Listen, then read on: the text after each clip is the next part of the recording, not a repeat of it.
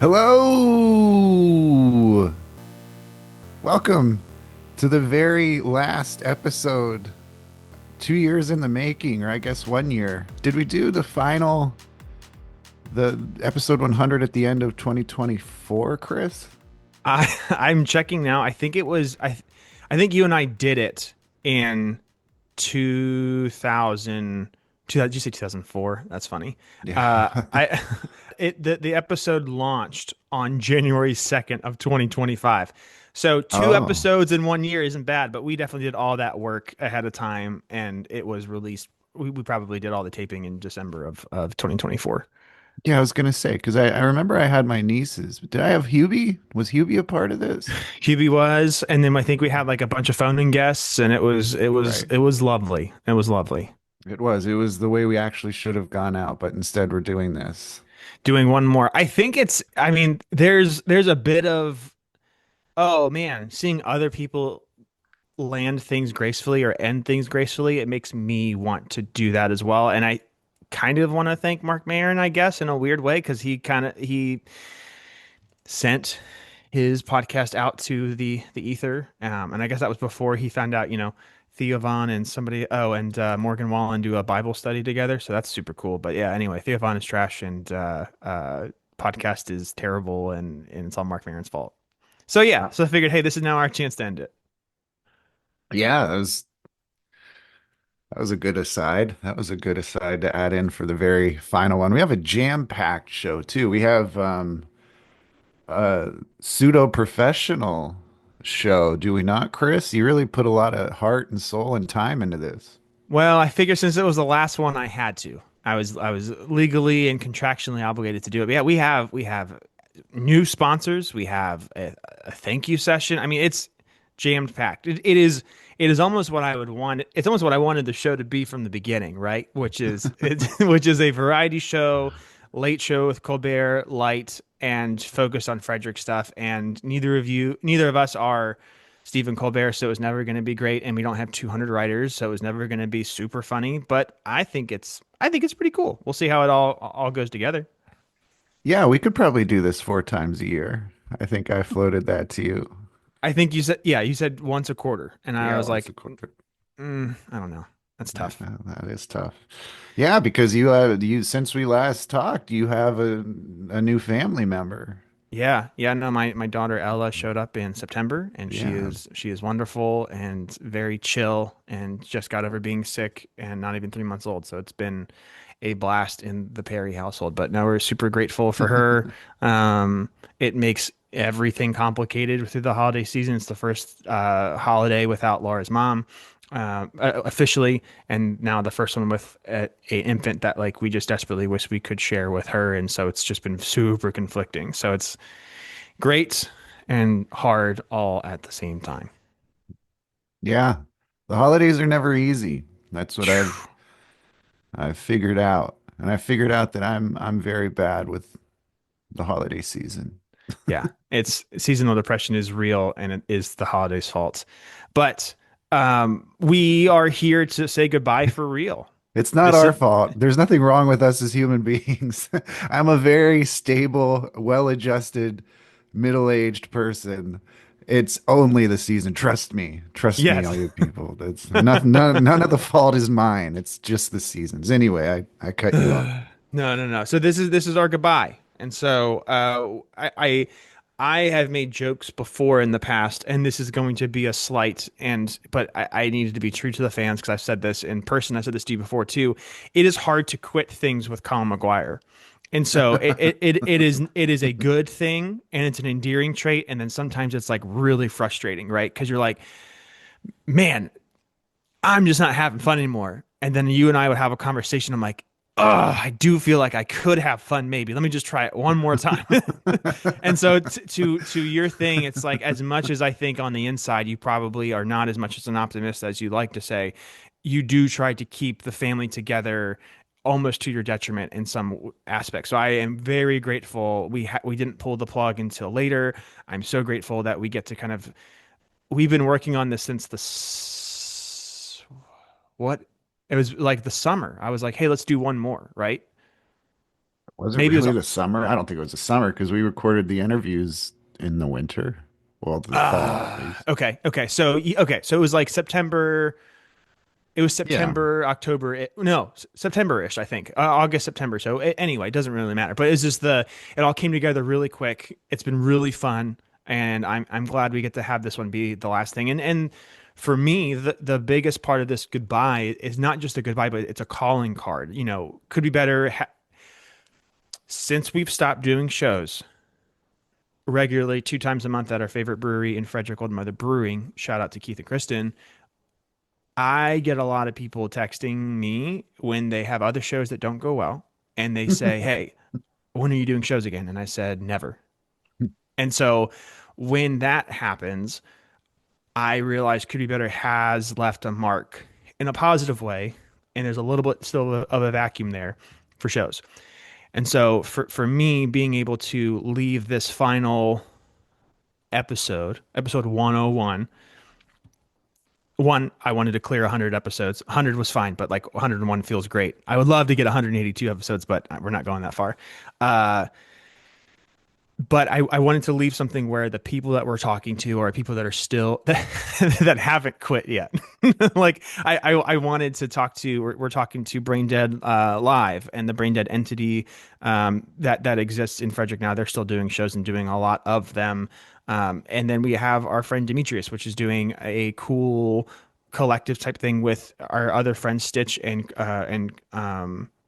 Christian, and they're doing this thing called One City, One Sound, and it's cool. It's very cool, and they kind of took our globe icon, and it's the sickest thing ever. It makes me so happy that they have a cool logo, and it looks even remotely similar to something that we did, and that just feels so sick. So I wanted people to, when they come, oh, what's Could Be Better doing? Hopefully they go to our Instagram, or hopefully they go to the podcast app on their phone or Spotify or whatever it is they use, and they listen to this episode and they go, oh, here are the people that are still doing stuff, and they go to the show notes and they can see that there are still things still happening in Frederick by people that aren't us, and things didn't start with us and things didn't end with us, because that would be a very sad state of existence for Frederick if that was the case. I guess my question for you, Colin, is so what are we doing now? What does 2026 look like Oh for boy, you? I don't know. Um, I don't know. What should it look like? Why don't you tell me that? Why don't you, Hmm. fight the season because you are a perfectly created human being and it's only the weather's fault. I'd like to so you're currently still in the state of Pennsylvania, and I would like to say you'll probably stay in the state of Pennsylvania for next year. I would like for you to find something that you can do in the music and arts world. I don't know what that looks like, but also you're a parent and you have a lovely little human that loves you so much, and so there's a lot of time that goes into as well. So I don't want you to join some band where you're touring 200 days out of the year. I don't want you to take some time away from him, but I desperately want to see you continue to be a great dad. So for me, that's what I'd love to see for you next year. That's interesting. I want to. I want to do some of that. I really do. I really, really want to.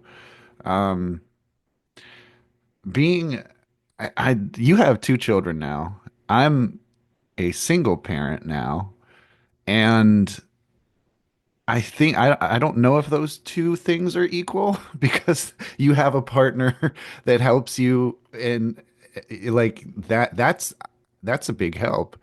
Um, what I can say is it's exhausting and it's like, and I'm not complaining at all. I mean, it's the best thing in the world. I can't even, if I start talking about Huey, I'm going to cry. And I've cried too much on this podcast over the years. Hmm. Um, but we can edit that out too. Now, so it's one of those things where I really, really want to, and I don't know how because I'm constantly tired. So I don't know. I'd really, really love to. It's funny that you say that because it's the first time in a very, very long time that I'd like to do something, consciously like to do something musically and be somewhat serious, as serious as I can about it. I mean, and I think you kind of know that feeling too. There's only so much you can do with your personal time, right? Yeah, I mean, operating from a state of being empty and trying to pour is really hard. So, I mean, I don't, and also everybody else is in that same boat. So, like, you find people, and there's a lot of tolerance that has to be had for people that are in bands after the age of 35. So, so there's a handful of friends that I know that are still doing it. You know, I still don't know how Silent Old Mountains is still a band. I still don't know how they do things. I still don't know how they can still. Everybody has kids, or a lot of people have kids, Well, and that's the quintessential Colin thing is Silent Old yes, Mountains. If you open this by saying I don't quit things and it's hard to quit things with me, it's like I totally get why Silent Old Mountains works because they're just dudes, and I maybe they'll know. bill it as Silent Old Mountains, but only three of them will show up, or maybe it'll just be Andrew, or maybe sometimes you get the full thing. I mean, Joe moved across the country for 2 years, and they still were Silent Old Mountains I know. without Joe. So it's like that's why we could just pop in 2027 and do an episode and say, hey, but you like the finality of it, so. I do. I like not having commitments of the what if. I like just being like, nope, that's it. Because then it's also a fun surprise when it's like, oh, now I want to shift into drive and let's do something. Because that's kind of like what get my I'm an anxious person, and I'm always thinking about things. So if I have something that is a book that is like almost a couple pages left, and I just like, oh, I'll put that down because I want to save it. I was like, no, I'll never get to it, and then I'll be thinking about that I needed to read this, and then I'll feel bad about it. No, I'm not interested in doing that. But no, I would love to see you do something fun this year that's good for your soul. And being a dad is exhausting, and if you have it all figured out, I'd like to say that you're probably even more wrong than you think you are. So everyone's figuring it out as we go. Do you Um, think you and I will ever do something again, with music, just in general?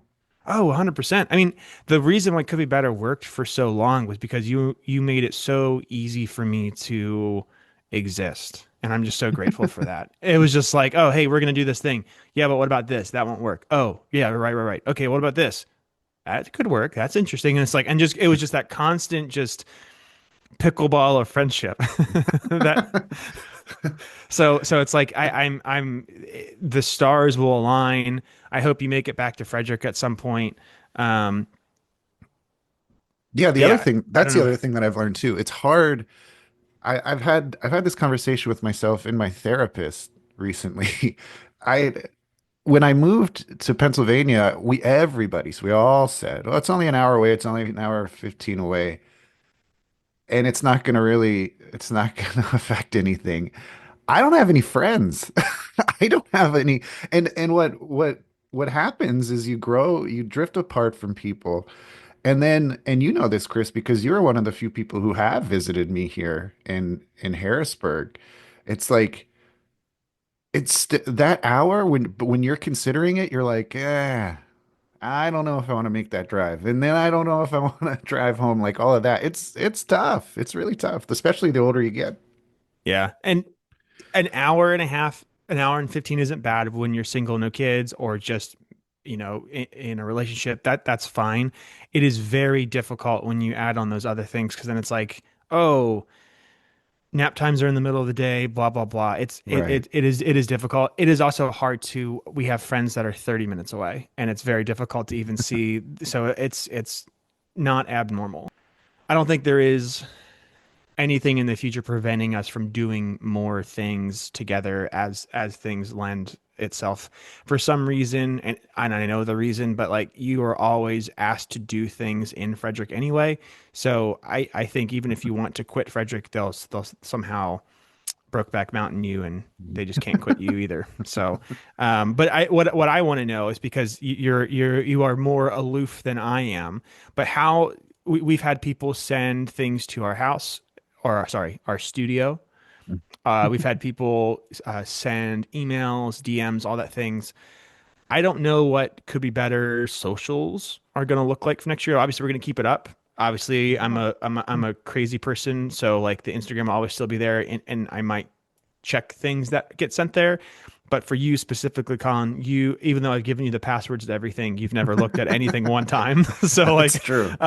so That's for fair. people that want to contact you, Are you just like, hey, if you have my number, that's how you can contact me? Do you have a email you want me to put in the show notes? Do you want me to, ha- if people would want to check in to see how Colin's doing, what's the best way for the Could Be Better Nation to reach out?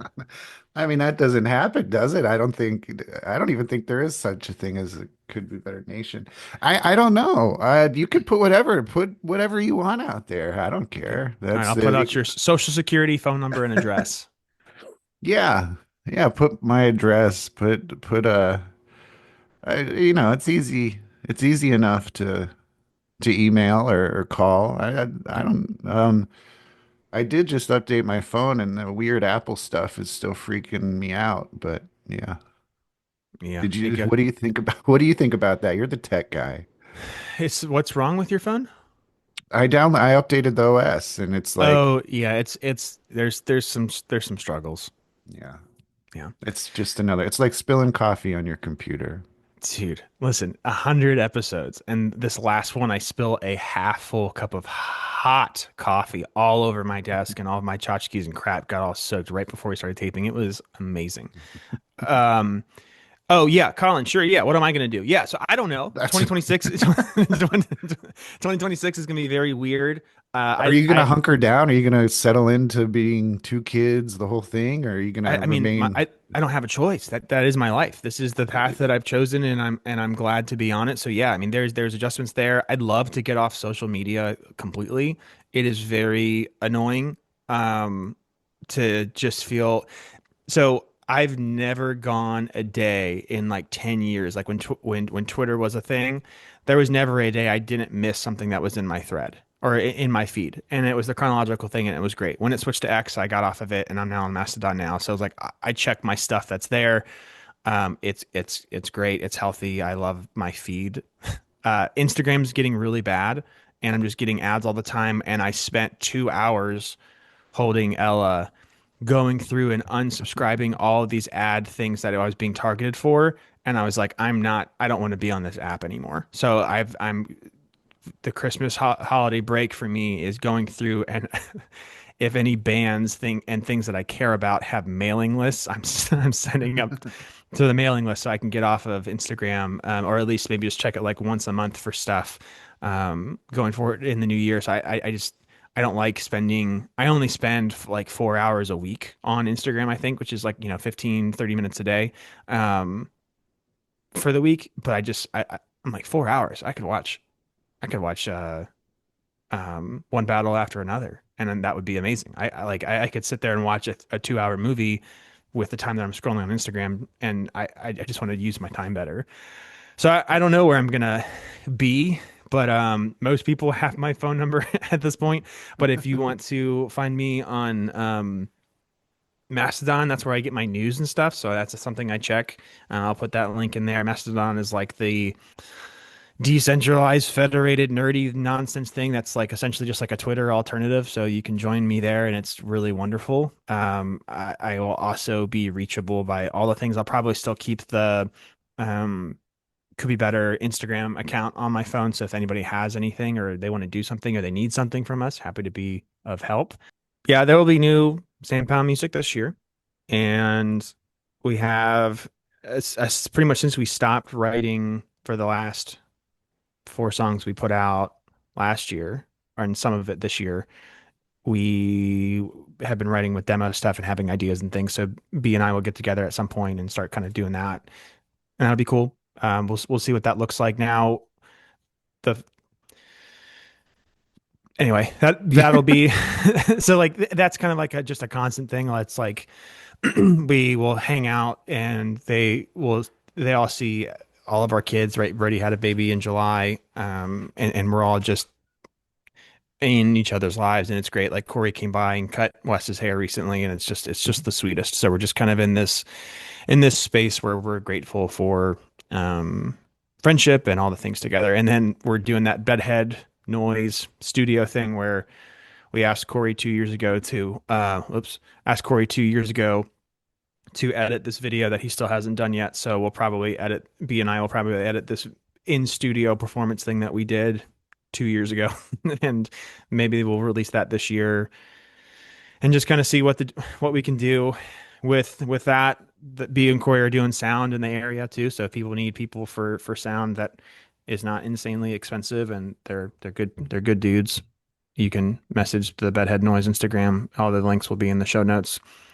That's kind of it. I'm trying to be as not involved with things as I've used to. My new job, I get there's a lot less flexibility than I had with my last one, so I'm just busier than before, and my mental capacity is less than the flexibility I've had in the past. So kind of getting into a new season and excited for what that looks like, and trying to kind of every December I try to look at my plate and be like, hey, what do I need to take off of it? And so I'm excited and sad that like could be better is no long is like going to be off of the plate. Um, but also it will be nice to have a little bit more margin for space just for whatever that looks like. So I'm excited about that. So that's kind of that's my thing. Con, thanks for asking. Yeah, well, I was going to, but you asked yourself, so there is nothing I can do. I mean, could be better has been off your plate. This isn't- True. No, I mean like this year it's been, essentially non-existent, right? Like and we were going to end it there, but now technically that last episode aired in January, and now this one will air probably the week before Christmas. So we are now at a spot where it'll be officially like that book is closed. So like in my OCD completionist brain that's anxious, now I can be like, cool, this is now officially off the plate, and I don't have, there's no like weird, oh yeah, what about that? Yeah, we should do another album, and then it turns into a whole thing. But So, you're a social butterfly. You still go to shows, you still do those things. So, I mean, you're and the goal is I'll take Wes to a lot of the things, right? And so yeah. and there's a strong likelihood that like I will be involved in some capacity with an emo night booking Mm. thing because we've gotten that recipe pretty commercialized. So it's like there's not a there's little efforts now with that where it's like, hey, if B and Corey are doing sound, then I can send a couple emails and some messages to my friends and be like, hey, do you want to come play the show and get paid some money? So it's like, there are some nice things with that where I'll still be around. But yeah, I love people. I love doing things. I love being in the mix of things. I like working with people. I love music. I love Frederick. So it's like the ingredients are all there, but time is where it gets to be challenging. So Yeah. It's interesting though, because you just kind of outlined what you're hoping for when it comes to 2026, which means you thought about it, and I haven't, and maybe I should. So maybe I will. I don't know. it'll come for you regardless of if you think about it or not.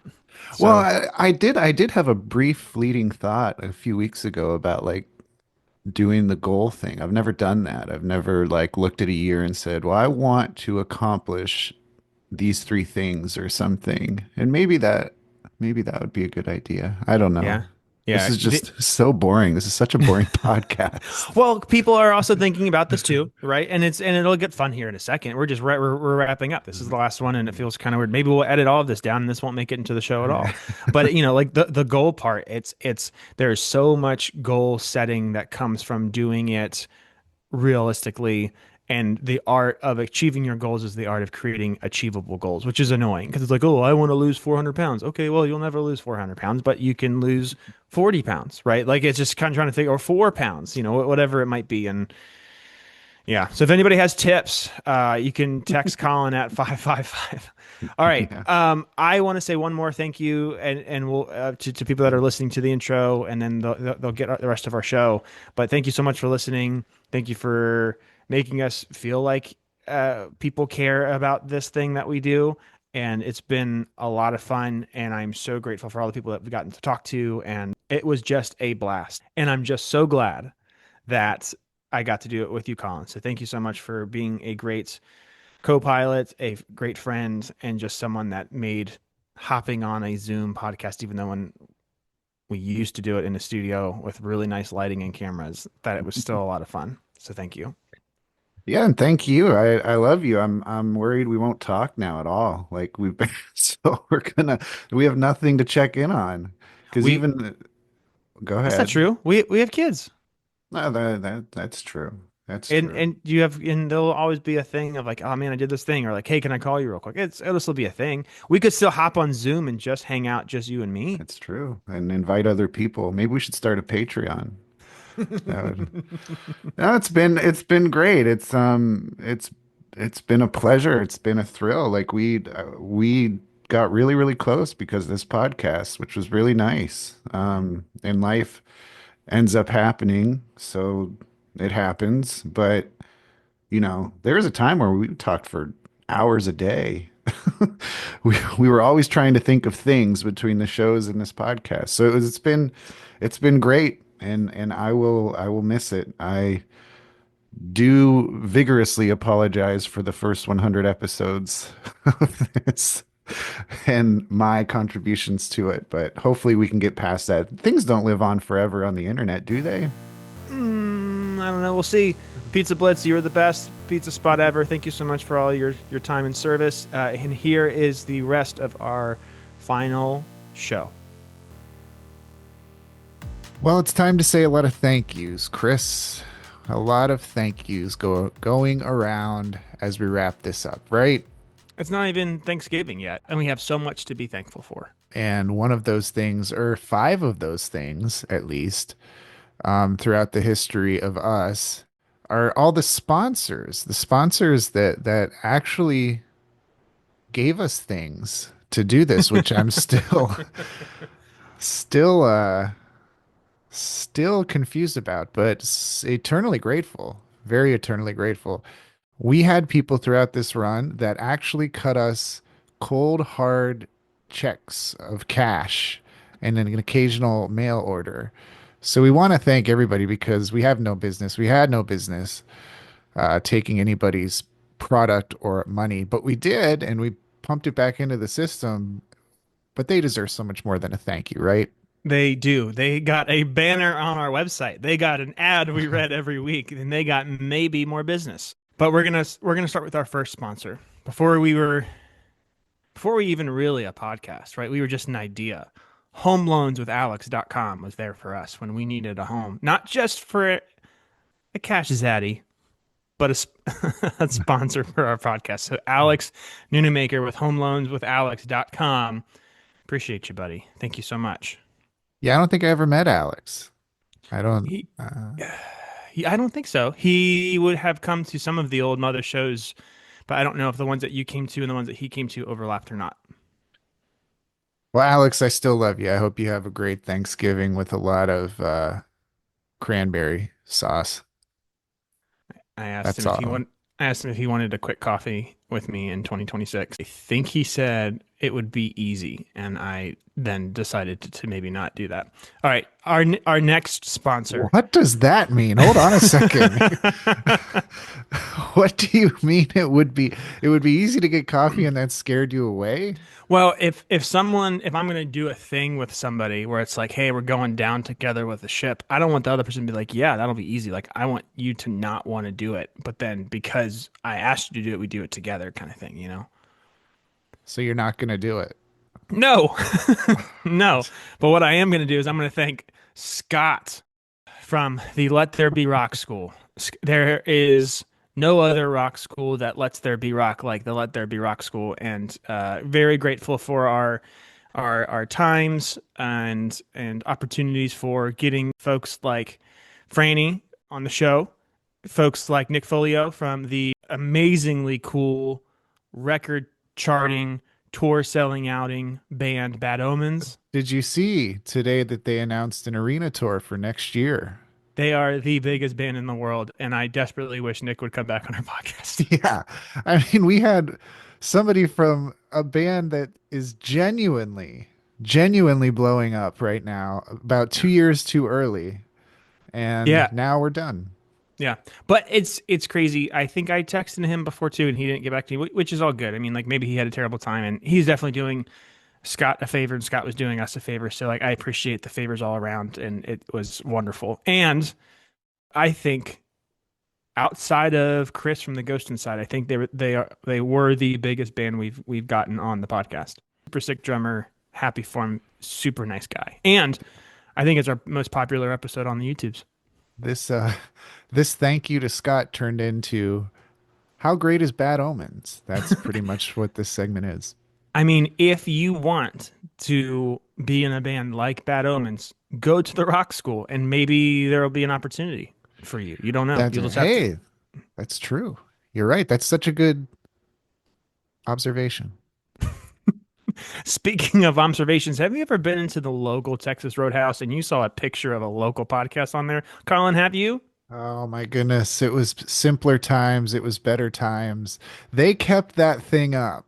And a big shout out. I'm gonna say this. Only the good Lord knows if she's still working there or if she's in Frederick, but Danielle Hunter, whose job title appropriately is legendary store marketer. That is what her email signature says. I can't help but laugh at that. I walked in there one day and said, "Hey, how do you get these signs?" And she told me, and then we ended up having them as a sponsor for a long time. Gave away more Texas Roadhouse gift cards than I ever thought was humanly possible. And on top of that, they ended up keeping up the advertisement like 6 months longer than the agreement. So we got about 6 months free. Can't thank them enough. That is a good way to look at it. And also, it was additionally surprising to find out how hard it was to give away Texas Roadhouse gift cards as Yes. well. It was very interesting, very Yeah, interesting. But now they're open for lunch, so I feel like they're changing their business models just a little too late for us. You know, we used to do lunches, and I Texas know. Roadhouse was always closed. I I I kind of regret not just keeping all of the gift cards and still having them. Uh, Those I steaks need were delicious. I mean, Texas Roadhouse is delicious. I read food blogs all the time now. That's what I do, which is bad because it makes me hungry all the time. But like so many of these little websites are like, you talk to big name chefs, they'll tell you the greatest value steak you can get is Texas Roadhouse, and they're Wow, right. wow, wow. So Danielle, thank you so much, and shout out to the Texas Roadhouse for the coolest and best sponsor I think we were able to do because it always got a laugh, right? Like, oh, we're sponsored by Texas Roadhouse now, and everyone's like, what? So thank you for being funnier than us. Um, It was also great that 75% of our guests were gluten free and vegan and had no interest in meat. no, it was a it was a good sponsor for us. It's, it did wonders too. Yeah. Now, do you know who's a great sponsor for everybody? Because everybody needs what they make. I think it's t-shirts. Oh, it's definitely and it's not just t-shirts, it's all apparel. It is Hannah, Adrian, Justin, and the gang over at Specialties in Frederick, Maryland. 2170. One. No, is it one? There's no It was way. that I was my think it zip code when I was I there. think it's three. I think it's three or four. It doesn't matter. You know where you don't even need the address because you just know how to get there. Hannah let us do so much cool stuff. And it was so cool. No other podcast in Frederick, Maryland has had that many colors printed on a t-shirt before. Well, boy, we have a lot of reasons to hold our heads high. That might be number one. It's probably the best one. It's for those that have it. And what's so actually funny, so, well, no, it's actually sad.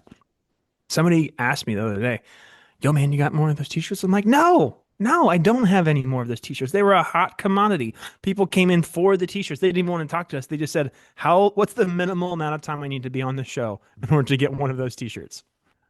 And please don't offer me a Texas Roadhouse gift card. That's what they Please. always said.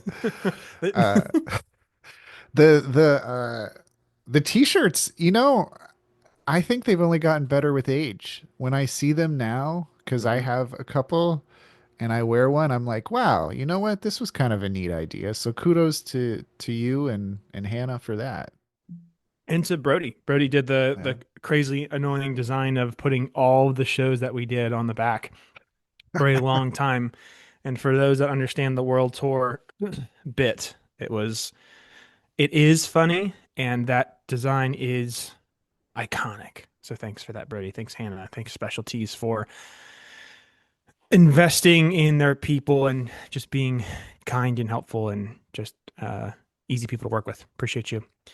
Now, this last one, everybody knows, right? They were our day one sponsor. It's really hard to think about the Could Be Better podcast without thinking about Old Mother Brewing Company. It just really is. Peanut butter jelly, Batman and Robin, Seth Rogen and Dave Franco. I mean, it's just it's there. Seth Rogen and Dave Franco. Shout out to the studio. Dude, the 15 studio. Emmy. The season The finale of the studio is one of the best season finales of a first season comedy I've ever seen. It was very good. And I also loved how they kind of gave the middle finger to Apple about making edits because they just said, hey, we're going to shoot everything in one shot. So if you want us to take an edit, we have to do reshoots, and that's really expensive. So good for you guys. Old Mother was with us from the very, very, very beginning. That was the germ of the idea. I would probably argue they were the biggest driving factor.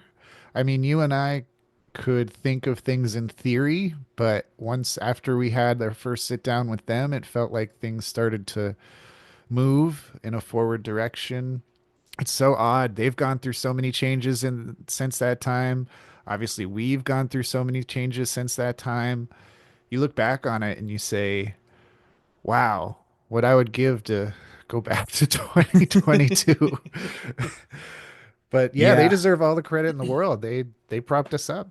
Yeah, no, it was the best. I mean, we just kind of were able to capture lightning in a bottle. It was so cool. We were able to do that. We were able to have them as a podcast sponsor. We were able to book shows with them for their Tuesday night artist showcase. We were able to book shows in the back room on the floor on a kind of okay stage, on a great stage. We had Nick and Keith on as owners back in the day, talking about a crazy big gummy bear. We had, we've just had so many cool, and then we were routinely booking multiple shows there for a couple years. It was just a really fun thing, and anytime we talked to Nick or Keith and Kristen, it was always like, how can we help? Let's do this. Can we find ways to do something different? Make it better. And we were always just, we never had to question our motives with everything. So we always just got to really just shoot the poo straight. I'm actually trying to not swear for this last one. I don't want to lose any, future endorsements, but anyway, but we were always just to be very straight shooters with them. And I just really, really appreciate that. I miss seeing all of them often. I miss being around and doing those cool shows. And thank you for all of the beers, for our guests, for our For receptionist you. that for me, for our receptionist that took way more than he was allowed to, and for everybody that enjoyed and enjoys that beer. So grateful for them, and yeah, we just couldn't do it without them. That stage, the production by the end of the run, I would say that that was the coolest music venue in Frederick. I mean, it really, when you consider how it started from nothing, and it was just, we're going to move around some kegs and some benches, and people can just set up in this designated space. And from there, it got a stage and a sound system and lights and everything. It was very, very cool. And it's a testament to what really can actually happen in Frederick when things come together. So I hope people remember that. The cool thing is the stage is still there. So that's the one part that's kind of fun where it's like when we get to go, it's like, oh yeah, yeah, I remember where all this stuff is now. Um, it is also a testament of when everybody wants the same thing or everybody's willing to try, right? Businesses have to kind of give a little bit. Promoters, outside people have to kind of work within the parameters of what they're given a little bit. And then everyone has to want to dream big. There was a lot of big dream discussions we had that yeah, the one I forget about, but maybe we'll air it now because it probably won't ever happen. But it's one of those cool ideas. Was we were going to do a vinyl, and Yeah. it was gonna be Yeah. an Old Mother Could Be Better collaboration, and our friend Dylan Hyman from the band TV, and I guess now the Frederick News Post had recorded bootlegs from all of our shows and the really good songs we kind of curated, and we were going to have it as almost like a sampler CD, but it was going to be a 12-inch, and it was going to be really cool, and it was going to happen. And there's just a lot of things that happened to kind of stop the momentum there, but to really feel like you believe that something like that was going to happen and you're going to do cool ideas. Like there would be no brewery in Frederick that would have a vinyl from bands that played in their back. And it was just, I don't know. I just loved being a part of those conversations. And if you believe it, you can do it. Yeah, I guess, when you put it in that light, it's really interesting to me because I would have said everything you just said about this, about Frederick Playlist and Flying Dog, like 5 years before all of this stuff. So it's kind of odd. It's like things are circular, 10 years ago it was Frederick Playlist and Flying Dog. 5 years ago it was Could Be Better and Old Mother. What's it gonna be 5 years from now? It's got to be something, somebody. I also think it might be a testament to that just DIY mentality of people that are in craft brewing. And the internet seems to think that craft brewing is going out, but man, keep buying stuff from Old Mother because if they go away, I cannot tell you how sad Sixth Street or Sixth and Market will be if that ever happens. All right, we have thanked all of our past sponsors. Then there's two more people specifically I'd like to thank. So we had our friend Genevieve for a little while from the band Soul Meets Body, uh, help do photos and some back behind the scenes type things. And so very grateful for their involvement for the time that it happened and grateful for their friendship. And then also Brody Barber from Samuel Powers and from Hospital Ray for doing all of the design work that we've ever asked them to do from our website to our to a lot of our show, to the coolest of our show flyers, and to actually the custom podcast artwork that you're looking at now. So this is all going to be a very interesting thing. We haven't seen it yet, but we're recording this before he sends it over. So pretty excited, but very grateful for Brody. It Could Be Better would not look as cool if it wasn't. If it was just Colin and I's faces, it would look really bad. So Brody makes everything look better. Yeah, I did. I have And nothing to speaking of add. things that are better, since we don't have any more sponsors and we're talking about our past sponsors, we thought we'd reach out to a couple or a few or a handful of new sponsors for this final episode. Take a listen. It is the Christmas season in downtown Frederick. I mean, we probably can't say Christmas. That's too Christian, right? Okay, all right. It's the Xmas season in downtown Frederick. Is that unfair to X's? Fine. It's the holiday season in downtown Frederick, but that feels insensitive to non-holiday days. It's winter in downtown Frederick, which means parking is now free in the city for everyone, especially those of you driving up from Montgomery County who have never experienced one-way streets before. Make sure to bring your pocketbook with you to shop at all of downtown Frederick's one-of-a-kind vape shops and yarn stores.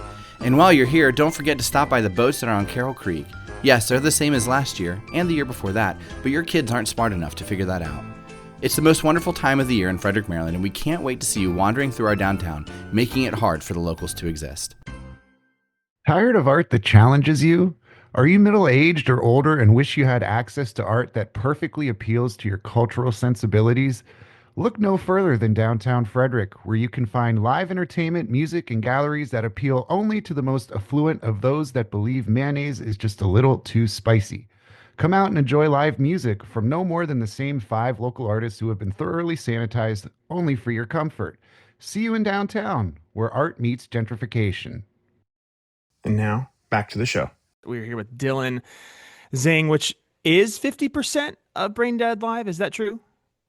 Yeah, it's getting a little convoluted now. We have technically 4 co-owners, so I think there's like a kind of weird percentage breakdown, just because I've been kind of planning a lot of our stuff for the most consistent amount of time. Basically, me and Tony originally started it, Tony Gianni, and that was like a 50-50 endeavor for the first 6 months or so. But as things kind of grew, we needed a bigger team and teamed up with a couple other guys who were doing a lot of stuff in town. Basically are just one team now. And we even have some folks that we work with regularly who are either just like stagehands or people running the ticket booth, sound people who can run shows independently. So the team is growing, but ownership status, yeah, there's 4 of us. We'll just say it's even 2025 for now. Yeah, I was going to ask who's going to be the shareholder that gives you the $1 trillion payout package. I was just trying to figure out where that lines up. Exactly. I mean, that'll probably be in like 2075, maybe. no one's uh no one's got anything in their pockets right now, but hey, got smiles on our faces, so that's all you need. How, like, at what point do you say this is too many people? Like, you're like, there's too many cooks in the kitchen. Could be better had two people that started it, and it was me and Chris, I guess. At least that's what the Wikipedia says. And pretty much what ended up happening, and this is a good thing to say on the final episode, is I refused to deal with literally any other human being. And Chris was the person who did everything that ever needed to be done. And I never showed up to shows and I never showed up to meetings. It is not all true. You did a lot of shows at the beginning, and Uh, and I had help also. Shout out to Spencer. yeah. So it's like, how do you get sick of working with people? Come on, tell us you hate them. I mean, do I hate them? Absolutely. Do I get sick of working with them? No, not really. Ah, That's great. that's fair. That's why this podcast is ending. So we have a lot in common. Dylan, you're not a Frederick native, I believe. I think you and I have bumped into each other, so I know a little bit. You came from New York, I believe. Is that accurate? Yep. And maybe that's why I'm not really sick of any of these guys yet, because I'm not like, I don't have a life's worth of baggage of growing up around everyone in Frederick and Yeah. knowing everyone's fathers and uncles and whatnot. But yeah, I moved here in, I think it was like 2022, 2023. So it really hasn't been too long. And the first person I met was Tony, and neither of us really had experience putting on shows. I kind of was involved with things like this in New York. But it wasn't until I met him and he kind of filled me in on what his like brain dead design project was all about, which was, making flyers and graphics and music videos and stuff for bands. Hmm. And I was like, dude, I mean, you work with bands regularly. Do you ever like put on shows? I would think you have contacts out the wazoo. And he was like, I have not, but I would be down.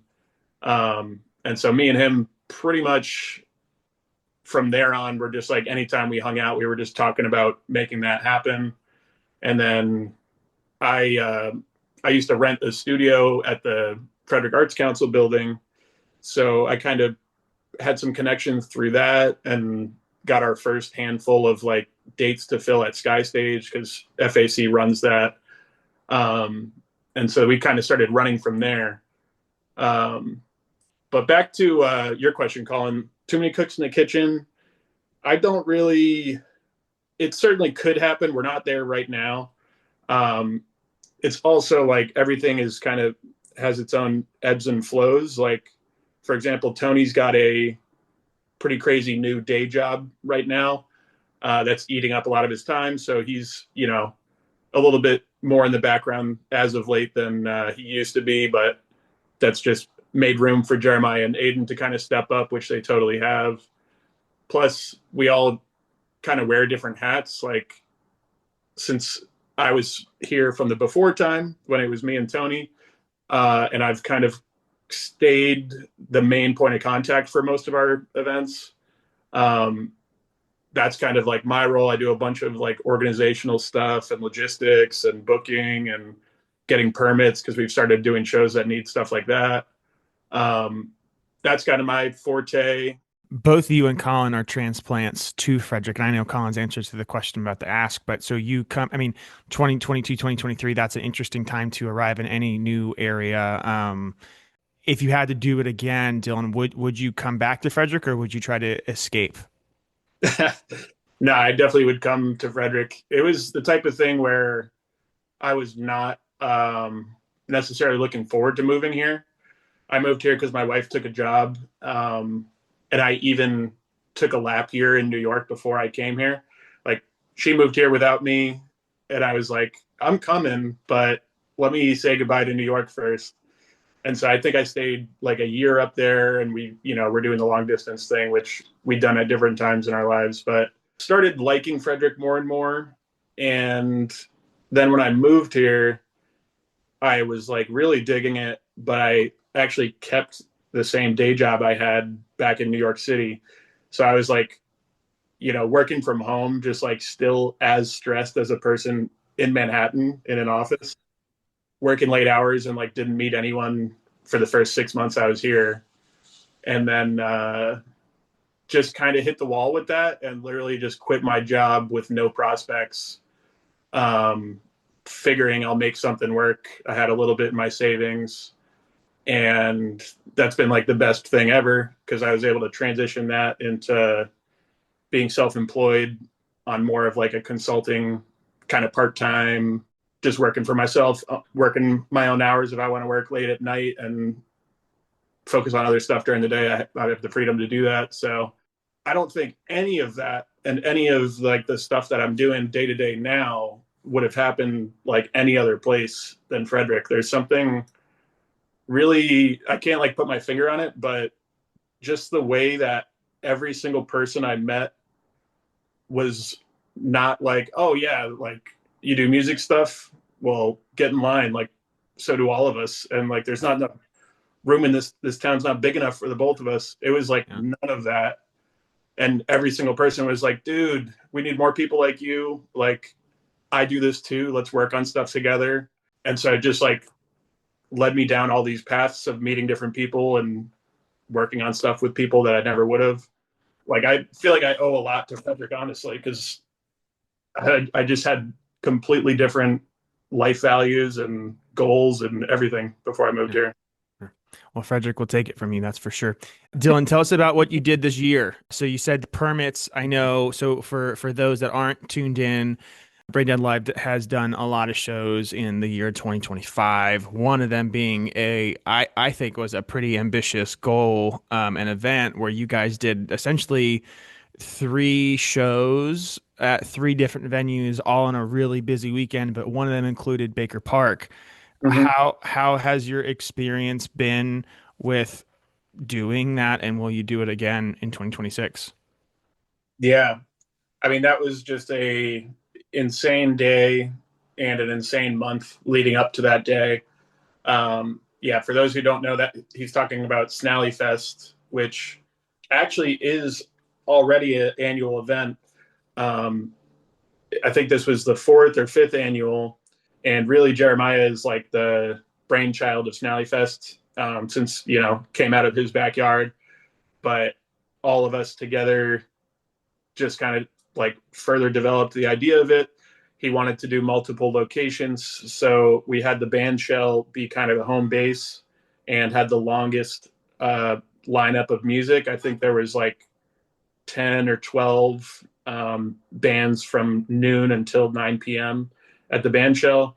And then later in the day, I think around like 5 p.m., the Eagles Club stage started, which I don't know if people know geography, but Eagles Club is a 3-4 minute walk from Baker Park Band Shell. So that makes sense. People can go back and forth. They can go get drinks at the Eagles Club and then come back and see, just kind of look at both lineups and see where they want to go. And then lastly, Cafe Nola hopped on as well. Logan from Motel Portrait was planning on just having any old Cafe Nola show there that night. He reached out to us and was like, can I just do a satellite Snally Fest stage at Cafe Nola? And we're like, more the merrier, man, please. So yeah, we had those 3 stages going on. It was just crazy. All of us co-owners were just like running around the entire town all day, sweating our asses off and keeping stuff going. Just absolutely incredible. I mean, I heard from people who went to Cafe Nola after the band shell that it was wild over there. I went to Eagles Club because both those obviously run way later into the night than the band shell.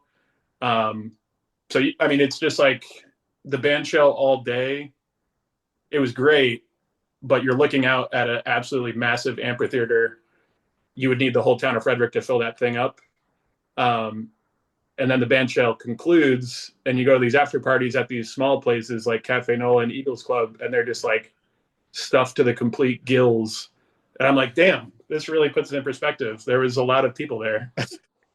This is going to be a question that you don't have to answer, but it's a question it's the only question that comes to mind because Baker Park, obviously, like you said, you couldn't ticket Baker Park, but Baker Park also costs money, from what I understand, to rent for a day or an hour.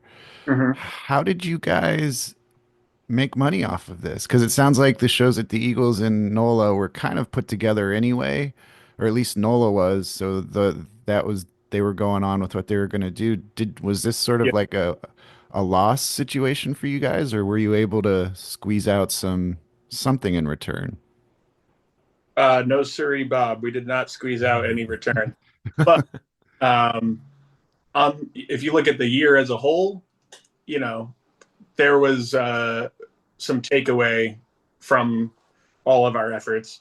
Like we knew that the first Snally Fest, taking it to the streets and taking it to the biggest stage in town, um, to try and also make that profitable in the first year was just like going to be too much of a bowl. We tried to cut our losses as much as possible. We let bands know like up front, hey, we're basically running a GoFundMe for this thing. Um, and we're planning to disperse those funds afterward. We don't know. This is the first one. We don't know how that's going to work out. And people were kind of just like, hey, man, I'm just along for the ride. Like, I want to play a Baker Park band show. I want to be a part of Snally Fest. So people were more just like wanting to be on board for the experience of it. Eagles Club, we did organize that. Like Cafe Nola was a little bit self-enclosed, and obviously the model at Nola is much more tried and true. They just always do the $5 cover, and then they give a bit of that to whoever organized it or the bands or whatever. We didn't end up charging a door cover at Eagles. We were just kind of like, you know, band shell's free. Why don't we do free Eagles Club? And this is like really just a celebration. And we tried to, anyone who was like running sound, like actually working that day, we did manage to pay them. And, you know, us co-owners are used to just like Yeah. not paid and just like running ourselves ragged. So we just, you know, took that as we could. In future years, we're definitely trying to look at that though, because not making any profit at all is just not a sustainable model, like in the long term. And like I said, we did like have plenty of profitable shows this year that we basically put all the profit into a bank account. That's the Brain Dead Live bank account, and it funds our bigger shows where we like need some investment. Like if there's an expensive band who's headlining, or the costs of renting the band shell, or Carroll Creek Amphitheater and permits, all that stuff does cost money. And now from 2025, basically, we've gathered enough of like a little nest egg that we're able to take those risks. And when you have investment money, you can do stuff bigger and better. Like, you know, maybe having a little bit of capital up front allows us to actually work out the ticketing situation for the band shell. And then maybe we can have that be profitable next year, just as an example. And that's all pretty normal stuff, right? I mean, like if you guys were a venue or and like a legitimate, hey, you're the Fillmore, or you are another local venue someplace else, and you just do shows.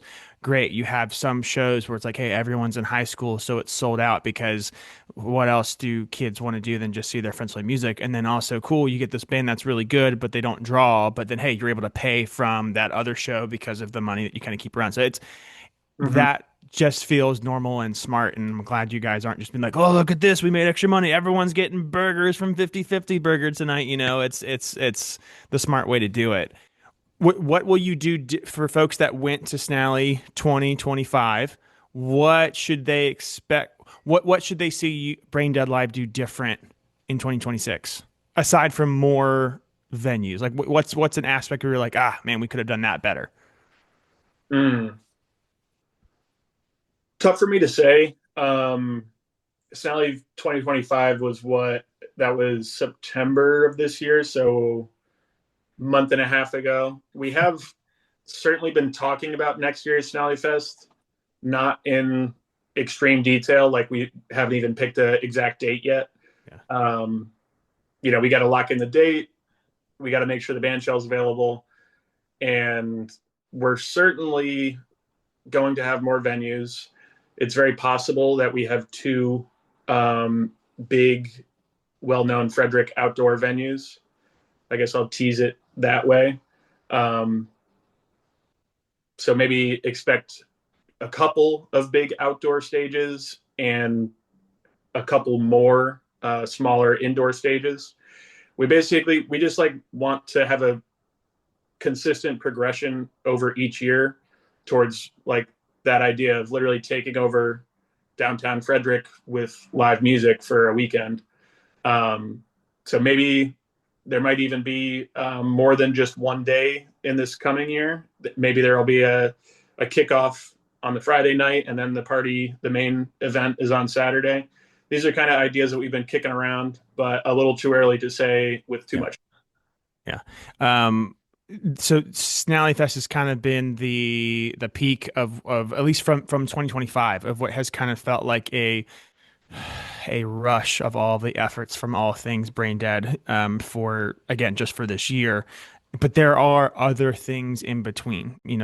I'm going to probably get it wrong, but I think it's DJ Zing. So I mean, like you got shows, you have other things you're doing. I just saw today there's something happening down on 6th Street between Old Mother and 611, which is really exciting. Hopefully you get paid at 611. Question I have again, kind of going into next year is, so if the summer or early, end of the summer is Snally Fest, what can people expect in the winter months when there's nothing to do outside because it's cold?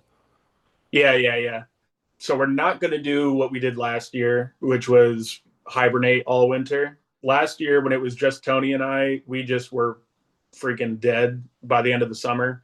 And I think like the last show came, I think it was November or late October or something. And we just both were like, honestly, dude, thank God I need to take a month-long nap. So we like put everything down from November to like May or something. We're not doing that this year. We're definitely going to keep the train rolling. I don't expect it'll be as wild as this spring and summer was because we were pretty darn busy. And in general, I think we're realizing that we don't need to do that. Having two solid shows per month is a much stronger model than having four. And because you have four shows in a town of this size, like Yeah. you're basically asking everyone who's into the music scene to come out every weekend and like sometimes multiple times a weekend. It's just asking too much. So we're gonna like consolidate our efforts and just focus on quality over quantity, but also being super consistent. So in specifics, we have dates to continue shows at Sandbox through the winter. For people who don't know, Sandbox is the new brewery that took over Rockwell's old location on East Street. We all get along with all of them. And we met them right as they were opening the place. And they told us like one of their first things, they were like, we're putting a stage in right over there. And that was we met them like right at that moment that they were making those types of decisions.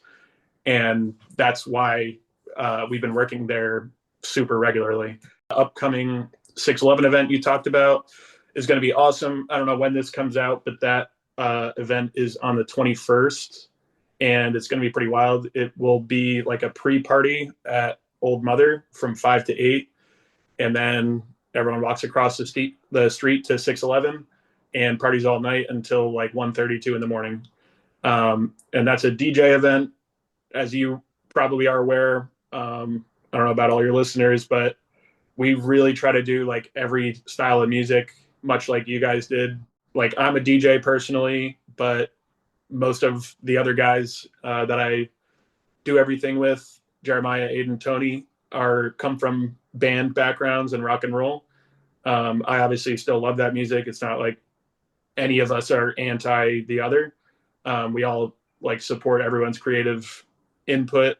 So we have electronic dance shows, we have rock and roll shows, we have like that goth night, which is actually more of the brainchild of Sam from Vacant Windows. He's a Vacant Windows is like a goth dark wave band, and he started this thing called Channel Zero, which is like a goth DJ night that we've been doing at Sandbox.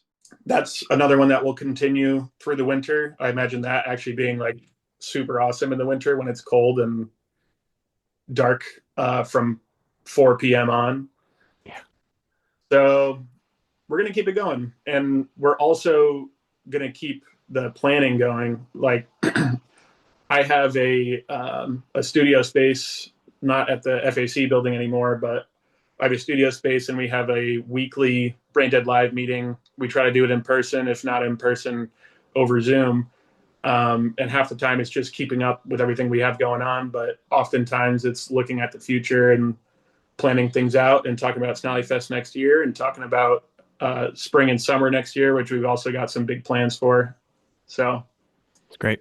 You were talking about kind of being inclusive and not alienating other members of the community and all that. And I think that's just the way it needs to be in order for all of this to really be successful and for it just to be fun.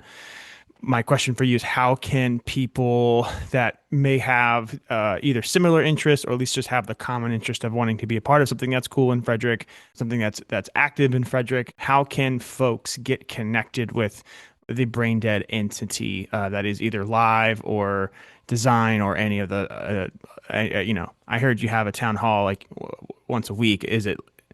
Do we have to find the password? Are there markings in downtown that lead you to this location? How can people tune in? great question. So the weekly meeting is more like us The, as sh- planning. the So shareholders. yeah, just because it's literally like oftentimes the only time we talk throughout the week, and we go in like a serious agenda of like, guys, we have like 10 dates that we need to work out here. I have questions on all of these. So not I want the general public there for that, but connecting with us, absolutely. There's a bunch of ways. So obviously the easiest, but also most impersonal way is on the internet. Follow us on Instagram. That is the most active account, at brain dead or at brain.dead.live. We also have a website, braindead.live, that we keep very well updated. We got an events calendar on there. We're hoping in 2026 to roll out like a mailing list situation. But the actual best way to meet us and get involved and let us know either that you want to volunteer or that you have a band and you want to try to get on a bill, the best place is to come to the Songwriter Workshop, which is, I believe, the third Wednesday of every month. It's either second or third Wednesday. I'm pretty sure it's third. And that is at Sandbox Brewhouse. We call it the Songwriter Workshop because we want people to come in there with ideas, unfinished songs, something that they're testing out. And you can sign up on the sign up list and get on stage in front of an audience. Everyone there is super supportive. There's always a couple of us Brain Dead co-owners there. So you can like literally meet us face to face. And then that's much easier than, shooting us a DM and we're trying to meet up and figure out exactly who's who and you don't know who you're talking to. So if you want to, have a, whatever they call that, like fly straight into the middle of the Death Star, come to the Songwriter Workshop. But also all of our shows. I mean, there's bound to be one or two of us there running the event at any of our shows. We're all open to talking to anyone. So in person is the best. Online, totally possible. Also, in 2026, or in a month here, I'm going to be relocating my studio again, and we'll have a quasi storefront over by the Eagles Club, and I'm going to try to keep that like well populated with flyers for the upcoming shows. Might even have a little mailbox over there where people can put in info or suggestions or whatever. Trying to have that possibly be more of an interactive space, kind of like you were talking about. Maybe there will be like an open house once a month or something. So keep an eye out for that. So you're gonna have somewhat of a storefront. Why wouldn't you have shows if you're gonna have the Brain Dead Funhouse? Now you're getting to the heart of it. That is a long-term goal that we are trying to make as short-term as possible. So the storefront I mentioned is, a far cry from a storefront. It has a entrance to the sidewalk, which is why I say that, but it's very small space, and it's essentially my office for my day job. And I sneak the brain dead activities in there, like our weekly Friday meeting and all that stuff. In the long term, our goal is to open a venue in Frederick and focus our efforts there. Continue to do the stuff, the bigger events like Snally Fest out and about. Continue to sprinkle events in the established places in town, but we really want to own and operate our own space where we can do what we please. Realistically, I don't see that happening too soon, but I'd be surprised if it took longer than a couple of years. It's just about finding the right space at the right price, and making it happen. But I mean, that is one upside of having all the cooks in the kitchen is it's much easier to potentially split something 4 ways than it is for one person to do it. So it's a goal at this point, I'll say. I think, isn't there some like really, really cool building that's probably falling apart, but it hasn't been used for like 20 years in downtown Frederick? I mean, hasn't that been a point of contention that people talk about? Oh, that's all right. I'm just stoking the fire. Uh, Dylan, this has been great. I hope the dream of running a venue or some sort of collective or some sort of co-op art space comes true. Frederick needs something that's run by people that understand. Not every show is going to be great. Not every great show is going to pay. Not every bad show is going to be fun. And just knowing that that whole gambit of everything is always kind of a crapshoot, but you have to have the city, the arts, and the music at the front of it. And if you have that, you got to ride it as long as you can because it's not there forever. So appreciate you staying in Frederick. I appreciate you kind of just digging down in and doing stuff with Brain Dead and with the gang. I think we'll have everything in our show notes for where people can find stuff, but get out and go to a show. There's nothing more annoying than people complaining but then not doing anything about it. So there's ample opportunity for you for listeners of the Could Be Better Nation. They can go to any Brain Dead Live show whenever they want at any time and talk to the people that run it and see how you can be a part of it because the community is the most beautiful when we're all doing it together. So thank you. Colin, any final words? Jokes?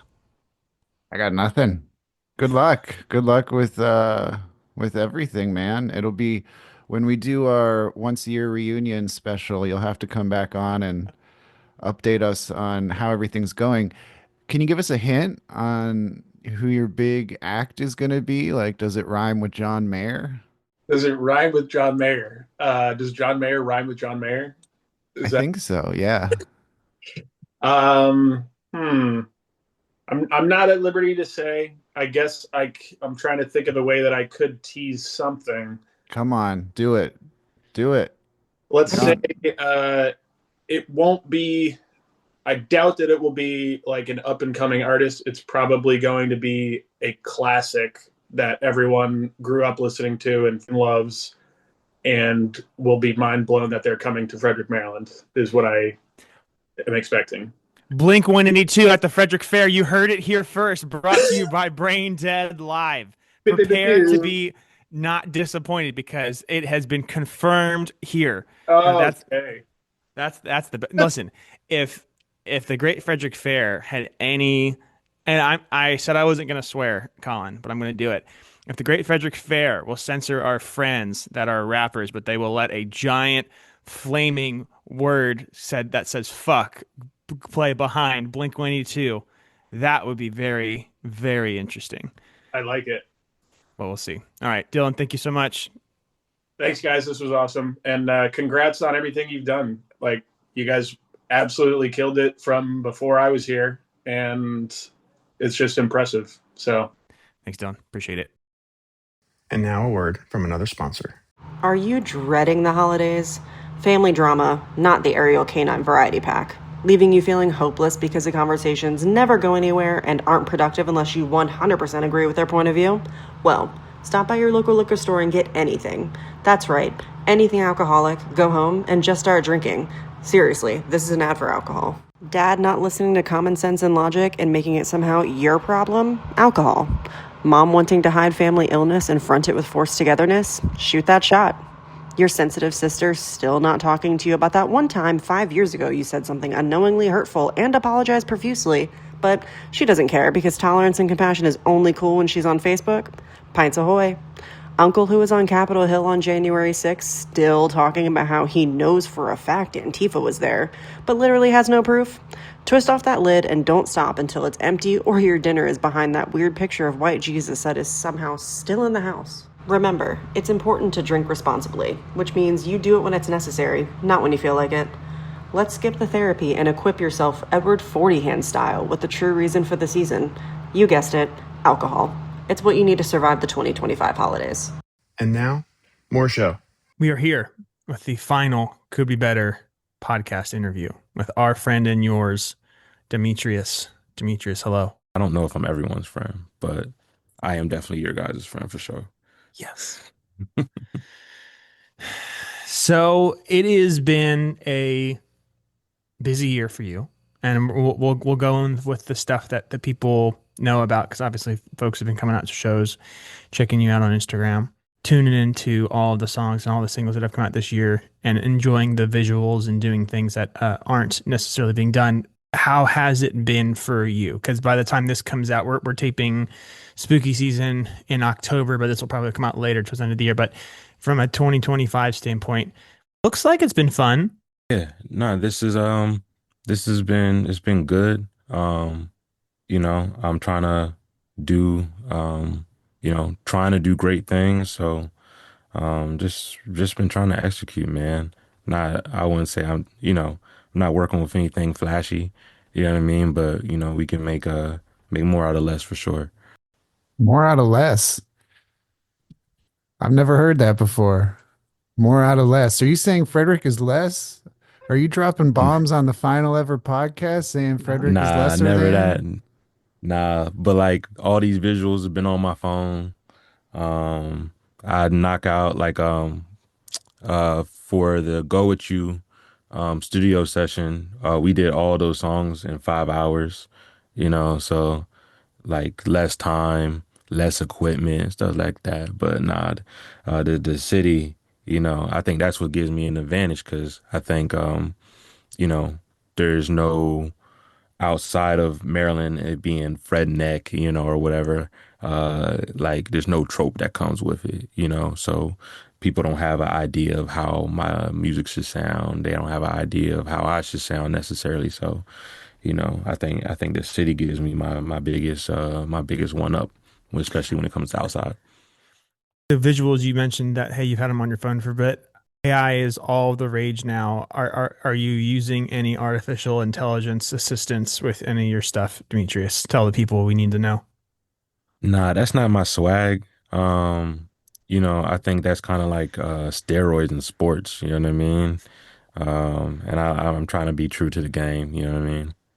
Do you know people that use AI for like anything music related. I don't know. I know folks use it for like album artworks, and there's a couple people I've talked to recently that have used it for things that everybody's seeing on streaming services, which was a little surprising.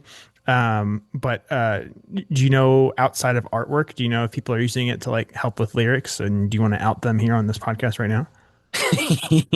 Honestly, I don't talk to as many musicians on like a regular basis as you would think because I'm at a lot of shows. I shake hands with a lot of people, a lot outside of like DMs and stuff.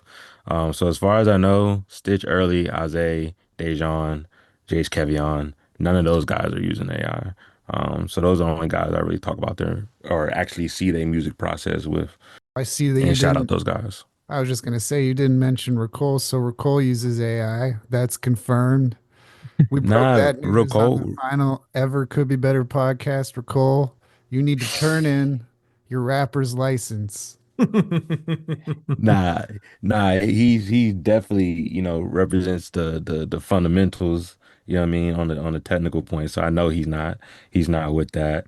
I'm still trying to convince him to come back out and drop at least one final one. So, you know, but I know he's doing other things. His career is going in different ways creatively. So, I know he's not music is not the main focus with him. He has that great position over at the Y Arts.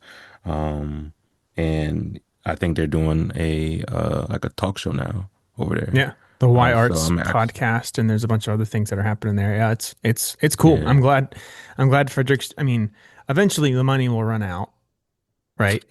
But I'm glad Frederick is allowing the arts and the Y to do something cool and big real estate in downtown. That's pretty cool.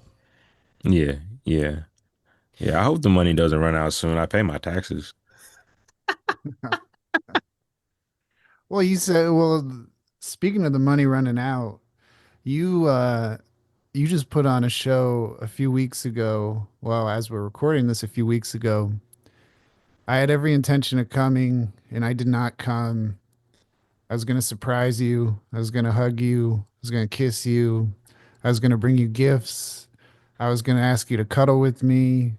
I Do you had want me your to real keep? rap poster in the car too, waiting for you. But this was a really big deal, and I haven't gotten any reports about this yet. How did that show go? Did you get a big crowd? I mean, you guys were promoting it like hell. There was It the did Pillar show, right? At the Pillars, Rockwell. yeah. Yeah, the Pillar Yeah, the Pillar Show. Show, it did really well. That was something put together by myself, Stitch, and Christian from Icon Nation. And no, it did really well. We counted around 150, I think a little bit over. And started on time, ended on time.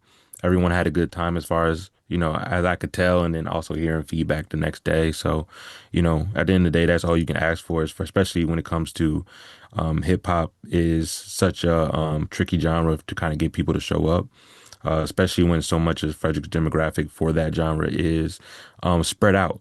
You know what I mean? I can't necessarily go put flyers in Brunswick, Walkersville, and Middletown, and but that's where a lot of people are moving to, and a lot of people are coming in from. So I know those events will get better once we find a way to kind of tap into those markets out there as well. Now this was at Rockwell. Is this sort of an extension of the Rockwell thing that you started forever ago when I kind of introduced you to them over there? Like, have you been keeping up with all that? Yeah, so last year, I don't want to miscount, but we did 8 real rap shows last year. 4 new artists every show. So that was a great thing to be able to do. I learned how to DJ for it, hosted it, and wanted to just um provide an opportunity where people aren't being um uh, tricked. There's a lot of showcases and things that poses opportunities, but they charge artists. They make artists, sell tickets to their friends and families to perform, and that's not something I want to do. I don't want to make money off of people's dreams because I have my own dream. Um, so that was great. I was very grateful to be able to do that. One City, One Sound is a little bit different. We are actually a mixed genre organization. So with this wanting to start with a hip hop event and wanting it to be a premier event. It's not a showcase. It's not, open mic. It's a concert, or it was a concert. You know, the genres that we'll be moving to next, we want to keep that same level of quality, whether it's quality with the venues, the experience and what's available at those events, and then of course the acts. Because we want to make sure, especially as a rapper, presenting to either a new genre and in the future, different cities, we want to make sure that they're best represented. We don't want to go and just, ask two people, hey, what do you think? Who's the best jazz players around? And, they might not even really listen to jazz. They just heard so and so, cousin does it, so we want to really make sure we really take our time and present something that's long lasting for the future. So one city, one sound. That's you, that's Stitch, and that's Christian. Yeah. How did this? I mean, it makes sense from you putting on shows, doing a good job with it, being consistent and constantly hustling. It makes sense with Stitch and Christian from doing Icon Nation and just having a really good handle on content and branding and just thinking through things at a strategic level too. So seeing all of you sitting in a booth at Pizza Hut totally makes sense to me. But like, where, how did you guys come together on this idea?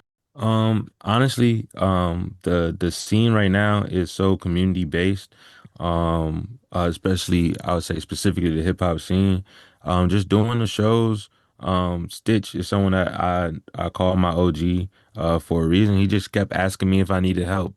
And being stubborn, being young, at first I was like, no, I got it. I can figure it out. Um, but at the same time, I know that experience means so much. He's put on, festivals. He's put on his own shows successfully, more successful than been able to put on. So, um, you know, I had an idea for something that I can't say yet, just because that's a little bit under wraps. And then I also had this Pillars lineup in my head as well. Um, and when I went to him about it, he was like, yeah, let's do it. I was thinking like 2027, 28. He was like, no, let's do it. Like, let's do it now. Like, I think that's going to be done, this month. Let's do it here. And, just be able to came apart naturally. Christian, I knew through Stitch. We've been able to get closer throughout this process, getting able to know each other better. But, that's someone that if Stitch trusts, I trust. And I think it was vice versa. So, that just made sense as far as becoming a team. Talking about having different genres with these shows moving forward. What's your in with that? What's your game plan? Do you already have artists in mind? Do you have something set up where you're like, you know, constantly reviewing local rock bands like in your car, putting it to 11? I don't even know how that would go. I mean, Yeah. what do you have a plan for that? Yeah, and what's your Uh, stance on metal, right? I think if we can't read the band font, I think that's what we want to see, right? Yeah. Um, so, um, so mixed genre. When I say that, I mean, as an organization, we do want to have an event where we have different people up there of different genres representing each other all at one event. But that's will be a little bit later down the line. When I say mixed genre, I'm saying we want to have a night of an R&B event that's not open mic, that's not karaoke, something with acts that you would pay to go see in Baltimore, that you would go pay to see in DC, right? Um, jazz. I just saw had like an all-star jazz um night at Sky Stage the other night. Um and then they had like a brunch the following day as kind of like an after thing. But it was kind of I saw it through ads. I didn't really hear people really talk about it. As you know, Sky Stage events, if you're not really working them, they're not really promoted in that sense. So it's like, well, let's give people that all the talented people that we have in the city and around the city more opportunities, and be able to elevate them more. And same thing, like, yeah, I go to shows, right now I did just start writing reviews and previews for the Frederick News Post. Oh, But look at I've that. always just gone to shows when I see them, because I like music, and also I like to connect with people doing the same thing. When I play basketball, I like going to basketball games, because I can understand it and I can relate to it. Um, versus now, I don't really watch it much because I don't really play basketball anymore. But I can, even if it's a genre that's different in mine, I can still see the zone that they're tapped into. Even when I go and I watch Boss be out in DC, right? That's something that's completely different than me performing, or just a musician performing in general. But to be able to see the zone that he's locked in, how he has to read a room, it's stuff that you can appreciate. And once you can really appreciate that out of other people, outside of your world, outside of your box, then why not want to do something for them? Um, so that's where that mission for me goes, is one city, one sound. I am my own artist, so it's good for me to have something that's a bit separate from it. Go to My Studio will be throwing events next year as well. We're actually lining that up now. And then those will just be his own separate things. Golden Mile Studios, can you talk a little bit about that? I mean, the branding's great. We've seen it on the Instagram. We see it on the tags of music that you've released. Tell the people about what it is and what your part is in it. So Go to My Studios is me at this moment, but soon it'll be a few different artists and creatives. It's a multidisciplinary art house. I started it with the idea of it being a clothing brand. I had signed up for a LLC. I had got samples, didn't like them, and it just sat there for a second. Once I started doing music, the first thing that DistroKid asks you is like, "What's your label?" And I was like, "Go to My Studios." Like I already have it. Um, so even when I published You Decide What's Next, I published it under Go to My Studios, and I throw shows because I am the representation of that. I'm the only representation of that label so far. They're under that as well, and it's kind of whatever we needed to be at the moment. Right now, I am in the midst of trying to create it to be where it can be a freelance label, which I don't think I invented that, but it's a concept that I don't hear much of, where people are able to bring individual projects to me for funding of the marketing, for funding of production, and we put those out. But also, just like you would do with the Frederick News Post or any other blog, you're free to go work and do as you will elsewhere. Because I don't believe in holding people back. I think we can do something, do business together, have a good partnership, and you still be yourself. And then if you want to come back, you're more than welcome. Doors always open. So that's something that is a little bit further in next year, but it's something that's coming sooner than I even planned for it to be. What is that like? Give me the elevator pitch on all that. Like what do you provide? This is a one person shop. Are you making logos? Are you hitting social media? What are you doing? Would people want to come to you and say, Demetrius, save my career, save my record, save my song?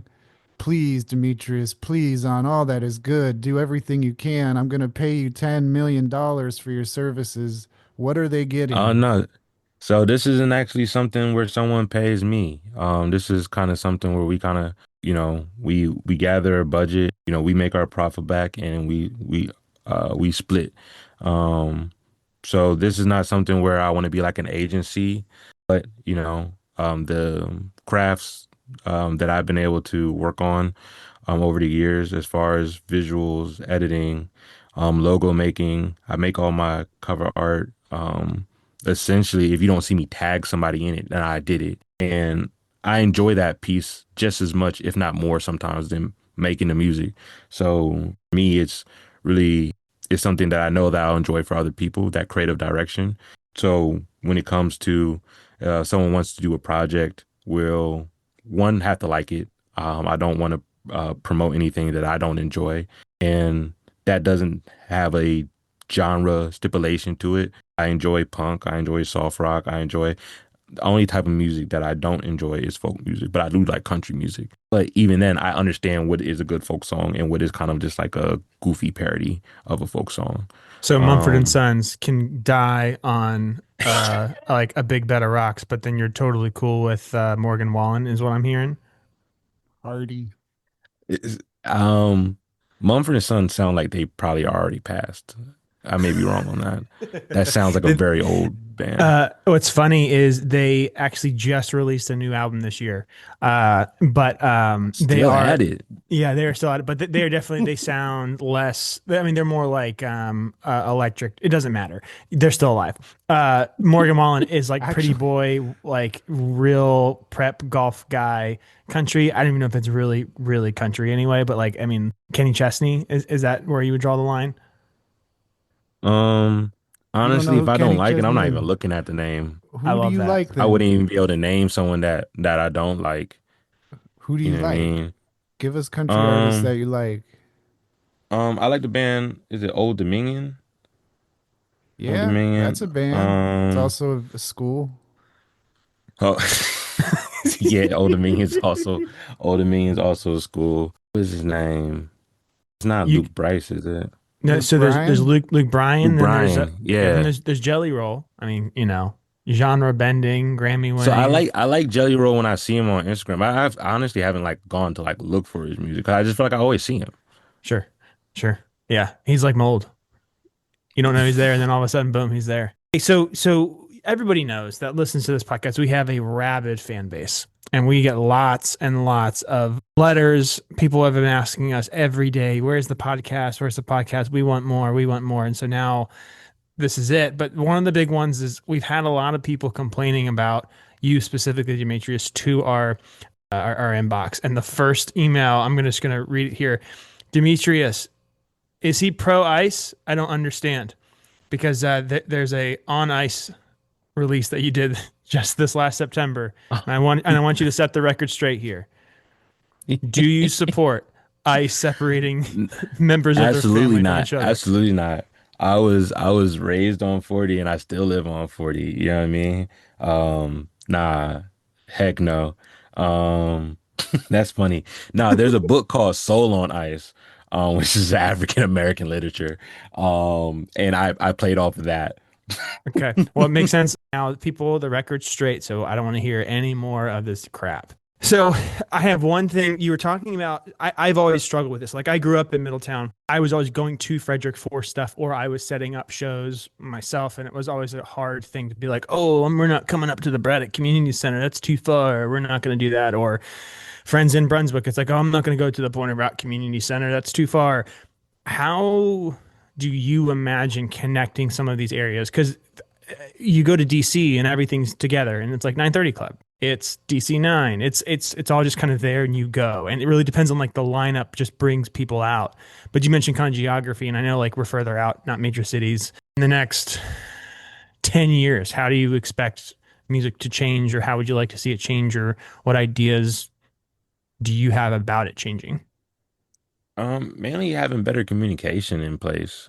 Because yes, DC kind of has things more together, unless you're talking to someone from DC, because they may feel like the wharf is way over from, people travel from like an hour and a half away. So it's like, if the far end of Walkersville is only 20, 30 minutes away, barely, not even that. That's more like Thurmont or something like Mhm. that. Then like, why shouldn't we be able to reach them?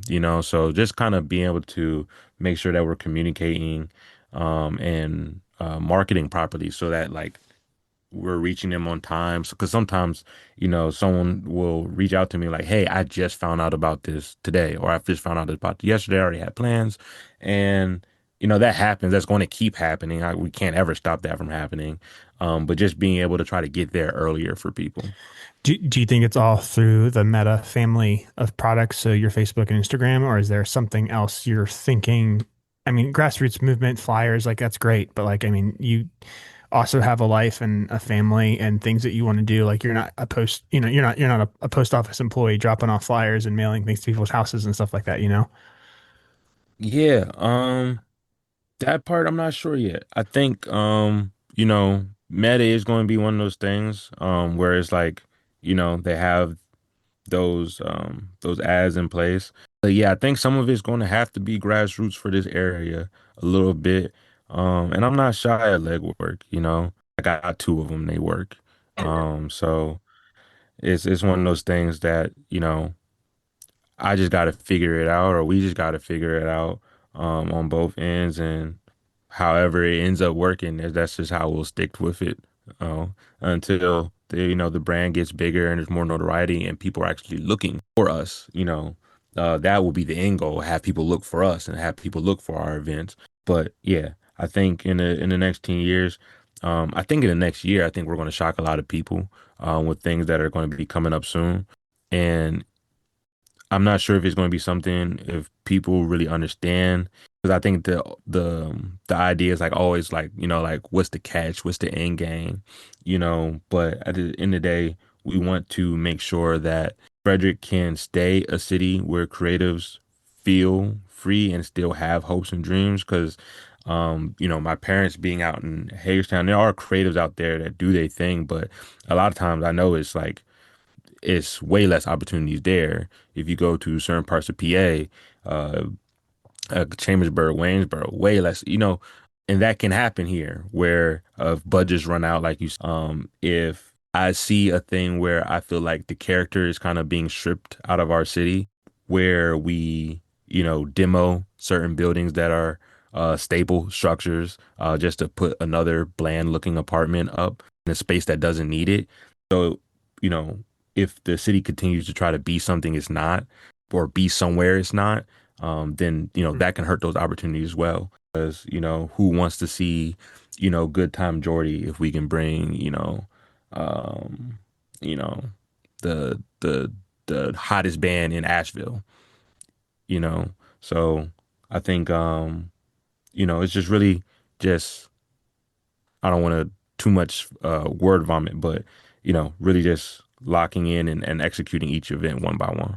We talked a lot about all these different things that you have going on. I wanted to at least touch on your music, which we haven't really talked about that much right here. 2026, are you going to have new material coming out? And then on top of that, what do you think your long-term future is when it comes to being an artist, as a performer, as a rapper, as a musical person, or a promoter, label head, things like that? Would you see yourself doing one more than the other? Well, for the first question, yeah, there's gonna be more music this year. So I guess by the Listen, time come. people hear that, there should at least, by the time people hear this, there should at least be two more drops, and then possibly two more coming to you real soon again. Yeah, no, I think to be great, which I want to be, you have to be bold and you have to be strong and brave in that. So I'll be taking a lot of chances that they may work, they may not, but I do believe that they will.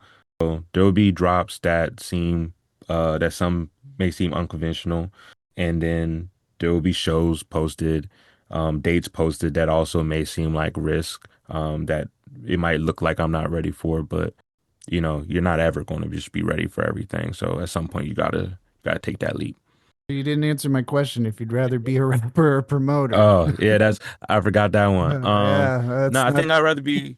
I think I can do a good job of playing in the middle, but I'd rather be an artist. So at some point, I will have to. Hopefully, we get to the point where I hire someone to take over cast, take over admin.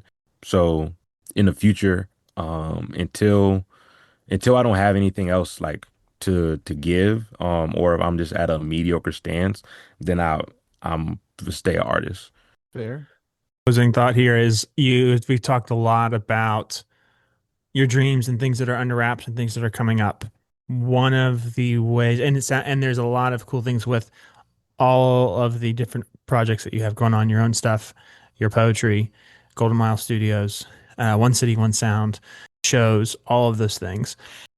It needs people and it needs volunteers and not people just looking to make a quick buck, because yeah, you can go make money at venues down, in major cities, but in here in Frederick, a lot of times you don't. You're just kind of around, and you've already kind of volunteered yourself with doing shadow work with Baspy and other people like that, just kind of seeing how they do things, picking up some of the cues that people may not be looking for or care about. So in order to get maybe more people to gravitate towards you, can you share one of your dreams to kind of maybe see if that can be some sort of gravitational pull to bring in some other people that go, oh, you know what? I want to be a part of something like that.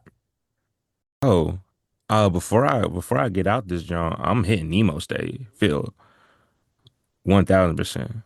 That's not even a question for me. Before I'm done, I'm hitting Nemo field, and we gonna rock that joint out. And a new one too. They revented it. I was like, oh, that's God right there. They renovating that for your boy. That's for sure. So if you want to see a dude from the Golden Mile that a lot of people don't care about nowadays be able to fill out the Nemo field, then holla at your boy, because we gonna work to that. I love that. Are they going to rebrand it, Colin? Do you know? Are they Yeah, keeping I it? think so. I think Yeah. they're gonna but we'll just call it. Well, you Whatever. know what? They'll rebrand it Demetrius Field. That's what they're gonna do. Nah, I don't want that. That's too much responsibility. Somebody might sue me, trip on something. All right. Well, hey, we're going to have all in the show notes, just like people that listen to podcasts do, where it has all the links and stuff like that. Demetrius, thanks so much, man, for just being a good friend, being a person that cares about Frederick, probably more than Frederick cares about you. I appreciate. Wow. It's true. Just You Frederick, ain't lying. dude. Frederick hates things a lot. Anyway, I'm talking Frederick the whole, not like, you know, our friends in Frederick. Our friends in Frederick love Demetrius. I just appreciate your hustle and your care, and I hope as you get older, the things that you do become more refined, and you find the things that just like really make you happy, and you just continue to do them, because I don't want to see a Frederick without some sort of inkling and influence without you in it. So keep on fighting the good fight, man. And as we quit, it does feel good knowing there are still some people like you and Stitch and Christian that are doing some things. And man, yeah, one city, one sound just always gets me. So thank you for that. Colin, do you have anything else you want to add? And then we'll let me just get the final say here. Yeah, thank you so much for two things: exposing Ricole for using AI and letting us know that you're super into ice these days. So this is a good way to go out. Really appreciate you. Love you. I love you too. Um, if you're someone that's going to keep following me and tuning in, I live by the phrase "still rolling." That this thing doesn't stop. At least not anytime soon. Not till I hit the grave. And if I do it the right way, it'll keep rolling even past that. Stay with me. I'm growing. I'm learning, and know that it's not just me. It's us. It's we. I'm not above you. I'm not below you, but I'm right here with you. One final word from a completely real sponsor. In the market to live on market? Welcome to downtown Frederick, where luxury lives and locals used to. Discover a vibrant community crafted by visionary investors who once and said, let's make this profitable. Living in downtown Frederick, you'll enjoy paying rent that is double what it was 10 years ago. Same black mold, but now with a walkable dog park. Authentic, artisanal culture curated by TikTok. Walkability past the relics of the mom and pop shops and tried and true dive bars, now replaced by vape shops and Getcha-Plenty. A rich community history documented by a bronze plaque outside each parking garage. Cuisine that boasts somewhere quaint, but priced for the Michelin star dining experience. Some might say, this doesn't sound so great, Jim. Maybe move someplace else. All the old Fred heads are moving to Hagerstown. Don't be like those hipster idiots. Ditch the savings account and embrace downtown Frederick living. And now the Could Be Better theme song sung by our friend Shut Up Vula. Thank you so much for listening. Late night, I'm driving my car, saying what's on our minds. It hurt to hide knife to my insides. I'm ready to explode. Up is down, left is right. I'm trying to get it straight. Is this a mess I made? What went wrong? Will we be okay?